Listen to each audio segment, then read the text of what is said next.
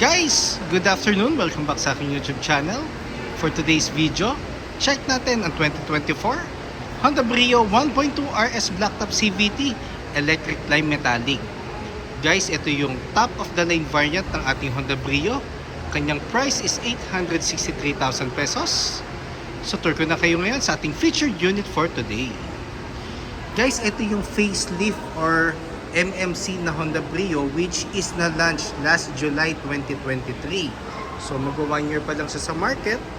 So normally ang changes na nangyari dito sa front portion is LED headlights with daytime running lights, LED fog lamps, then yung garnish ng fog lamps natin guys, meron na siyang connection papunta doon sa front accent garnish which is wala before. Then yung front accent garnish natin, yung nasa center na bumper is matte black. Before kasi may combination siya ng matte black tsaka ng body color ng bumper. Ngayon, ang ginawa ni Honda, itong front accent garnish is matte black na. Then sa front grille natin, RS design, glossy black. Then meron na siyang chrome accent dito sa taas. So yun yung minor change dun sa front portion natin. So regarding naman tayo guys dito sa engine natin guys, 1.2 CVT or 7-speed automatic, single overhead cam, 4-cylinder, 16 valve, front wheel drive, 90 horsepower, 110 Newton meters of torque. Powerful yet fuel efficient ang ating makina. At maaasahan to lalo na sa mga uphill. At the same time, fuel efficient. So napaka efficient ng gas consumption nito. Normally, nag-range siya mga 10 to 15 kilometers city driving. Then umaabot naman siya ng 15 kilometers and up highway. So dito naman tayo sa passenger side. So regarding naman sa segment niya or category niya with other brands, siya ang pinaka-powerful ng engine guys. Yet yung price medyo mas mataas siya ng konti, pero more on value for money, durability and resale value. Syempre hindi magpapa-iwan ang Honda. So dito na muna tayo sa gulong, RS design, alloy wheels. So normally two-tone siya, it's more on dark gray and glossy black. Then ventilated disc ang ating front brake. Then ang suspension is MacPherson strut with stabilizer. Ground clearance is 137mm. Additional side skirt for sporty look. Normally pag mga RS design naman, may mga additional accessories para mas maging sporty, the same time ma-maintain niya ang top of the line image ng RS variant. Sa ating side mirror guys is glossy black ang upper portion, then matte black naman ang lower portion. Then dito na rin yung kanyang side turning lights. Wala na siya doon sa fender. Door handles natin is body color na, which is sa lahat naman ng variants natin ng Brio, body color and door handles natin. Then drum brake ang ating preno sa likod. Then torsion beam naman ang suspension natin guys sa rear. Then all of our units is meron ng factory rust proof. So nag-offer din kami dito ng undercoat. So just in case you might consider, pwede nyo akong kontakin. Pag-usapan natin yan. Dito naman tayo sa top. So ang bubong ng ating top of the line is black. Glossy black. So kaya siya tinawag na black top. Yung isang variant kasi is RS. So ang kanyang bubong is body color.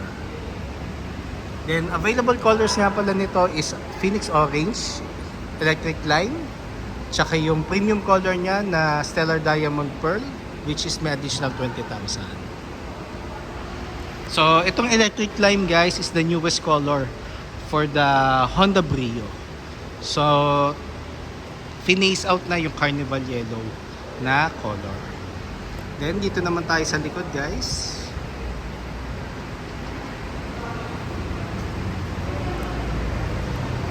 Dito naman sa back portion, meron tayong tailgate spoiler, which gives the more sleeker and sporty look ng ating Honda Brio.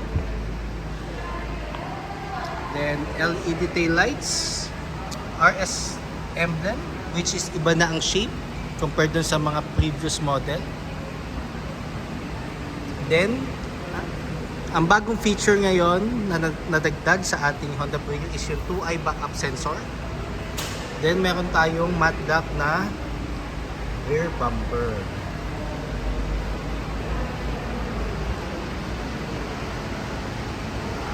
Tsaka pag dinrive nyo to guys, ma-feel nyo agad yung response ng accelerator na responsive yung ating makina, which is nagso-solidify yun ng factor pag nagko-consider kang bumili ng sasakyan.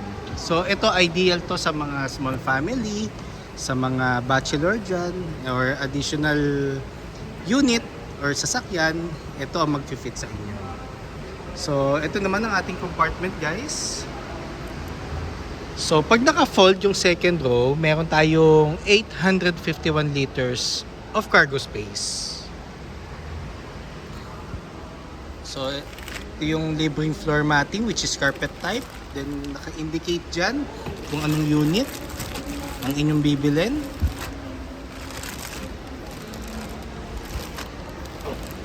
Then spare tire natin is donut type. Then nandito na rin yung tools.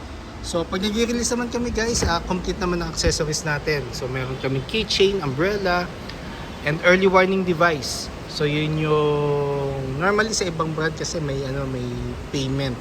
Pero sa amin free na yan. So iangat ko lang ulit yung sandalan ng second row guys. Para makita nyo yung cargo space, which is 251 liters to. Pag 5 passengers. Then ang ceiling natin is black na, which is available sa lahat ng automatic transmission.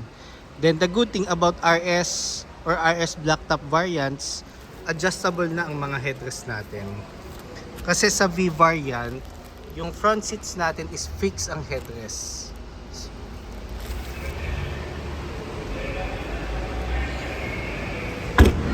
Then regarding naman fuel tank capacity, 35 liters guys. Then unleaded ang minimum octane required for the gasoline. So kung mag-higher octane kayo like premium or mga 93 or 97 octane, kailangan consistent na isang octane lang gagamitin natin para hindi siya magkaroon ng effect sa makina. Dito naman tayo sa door panel natin guys. So urethane texture with chrome accent.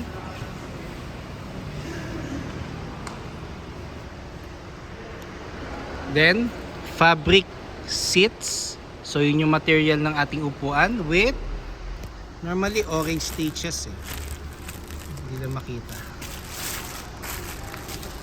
Ayun. Ayan. So kulang ako guys. So kung makikita nyo, meron pa rin naman akong spacious legroom. So normally nakaano kasi to, move to pa backward. Hindi ko lang alam kung sagad, pero kahit nakasagad siya, meron pa rin akong decent legroom dyan. So yun yung maganda kay Honda. Spacious interior, very maximize. So maluluwag ang units natin. Meron tayong reason para maging komportable, lalo na pag mga long drive.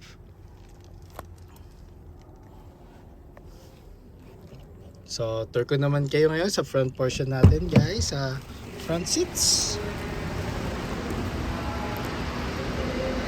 So ano na rin pala to guys, sa keyless entry na rin to.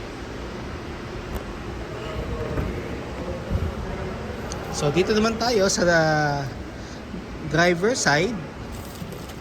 So dito sa door panel niya, nandito yung mga switches. So power folding side mirrors. For the side mirror itself, ito yung adjustment. Ito yung kanyang knob para i-adjust mo yung angle ng mirror na gusto mo. Central door lock, window lock, and switches for the windows. So pag nakababa to guys, pag nakaganyan niya, walang access ang mga passenger para ibaba yung bintana. PSI guide, nandito siya palagi. Normally 32 sa harap, 30 sa likod. Yun ang lagi kong rene-recommend or sinasuggest sa kliyente. Pero pwede nyo naman siyang i-adjust just in case kung ano yung mas preferred nyo na PSI. Then, guys nga pala sa driver seat ng Honda Brio, wala siyang height adjustment. Bakit wala siyang height adjustment? Kasi maikli lang naman ang engine bay niya, so magagamay mo rin naman agad siya. Or mafafamiliarize mo agad yung mga angles. Or pag nagmamaneuver kayo, mas madali nyo siyang tansyahin. Then, sa ilalim guys, nandito yung sa hood. Then, dito naman sa may paahan, dito naman ang gas lid. Saka ko lang guys. So, dito guys, sa panel natin, combination siya ng analog. Normally, pure analog siya. Then may portion lang dito na digital. So, dito naka-indicate yung clock. The same time yung transmission kung saan kayo naka-gear. So, pwedeng nasa drive, pwedeng nasa neutral. So, mamaya papakita ko yung transmission. So, dito naman tayo sa steering wheel. So, urethane texture with audio control.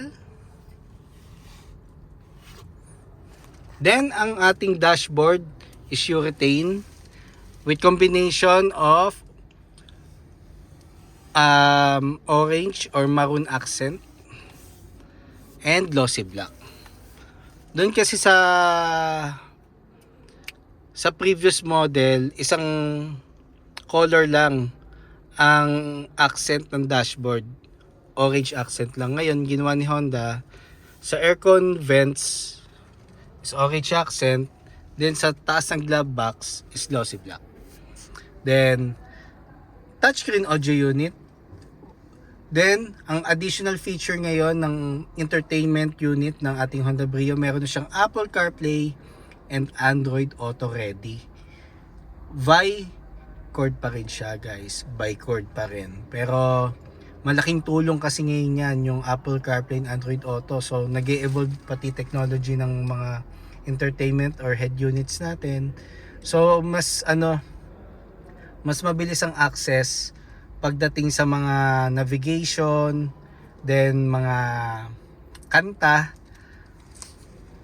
Then ang brand pala ng head unit natin is Kenwood.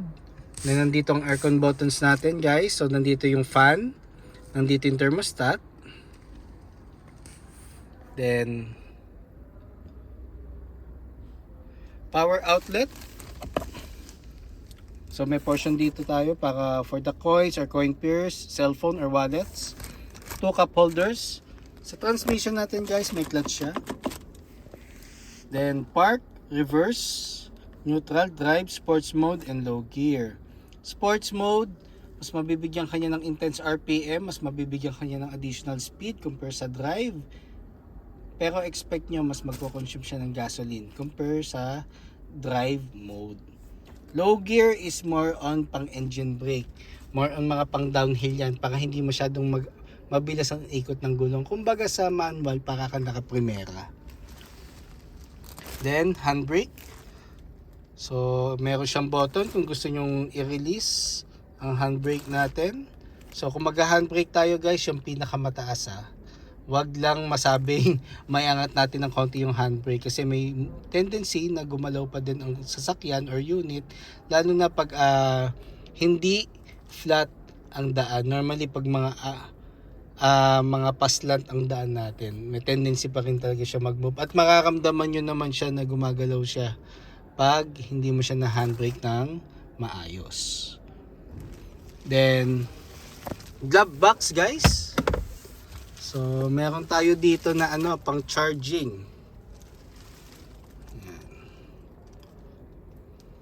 So, may cover siya dito. Then, sa glove box nga pala guys, dito natin lalagay yung owner's manual, warranty booklet, copy ng ORCR na hindi expired, and just in case you have a hard copy of your insurance policy, dyan nyo siya ilalagay. Or even, kunwari, wala nang warranty ang unit natin, tapos nagpapalit tayo ng battery, yung warranty card ng battery natin dito na rin natin lagay para mas madaling hanapin, lalo na pag nagkaroon ng problem ang sasakyan natin. Friendly advice lang naman guys. Then sa likod nga pala ng handbrake, meron pa siyang cup holder. So sa aftermarket naman guys, may mga ino-offer din na armrest. So dito isasaksak yon sa cup holder dito sa may likod ng handbrake, then armrest. Kasi malaking factor ang armrest guys, lalo na sa mga nagda-drive ng mga malalayo. Kasi nagkakaroon siya ng relaxation effect, lalo na pag may armrest. Then magbaon lang kayo lagi guys ng candy para at least just in case na inaantok kayo habang nagda-drive, meron kayong pampagising. Then meron tayong dome light. So lagi nating i-check to guys kung nasa gitna or nasa off. Lalo na pagpatay na yung makina at ilalak na natin yung unit. Kasi minsan nakakaligtaan natin, naiwan natin naka-on, madedrain ang battery nyo guys. Na-encounter ko na rin naman siya sa mga previous clients ko. So let's make it a habit na i-check natin lagi ang ilaw ng loob. Then meron tayong visor, so meron na siyang vanity mirror.